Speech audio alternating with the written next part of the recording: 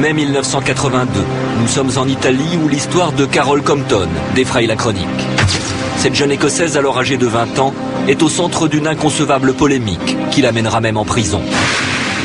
Elle est en effet accusée de sorcellerie, car elle aurait le pouvoir de déclencher des feux à distance, un phénomène très rare appelé pyrokinésie. Tout commence en mai 1982. Afin de retrouver le jeune homme italien dont elle est amoureuse, Carol se fait embaucher comme jeune fille au pair par la famille Ricci à Rome. Très vite, des événements étranges se déclarent à proximité de Carol. Des tableaux tombent après son passage, des meubles se mettent à bouger sans raison. Mais c'est au cours d'un séjour à la montagne que le plus étrange arrive.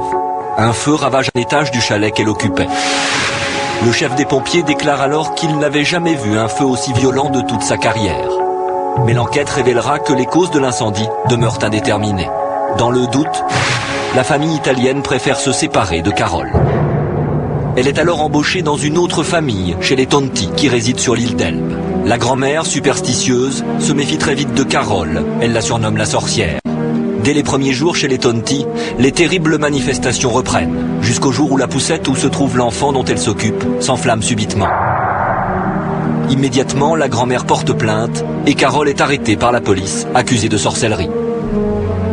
La presse se déchaîne sur la présumée sorcière. Les plus crédules brandissent des crucifix pour chasser les esprits maléfiques. Des parapsychologues se penchent sur le cas de Carol.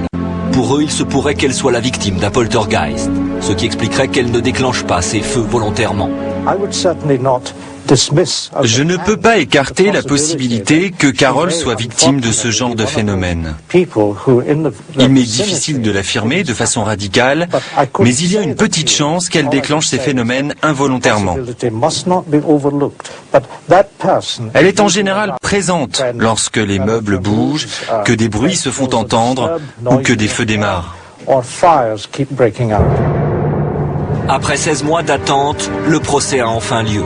Incapable de juger un fait paranormal et faute de preuves, le tribunal condamne Carol pour incendie criminel.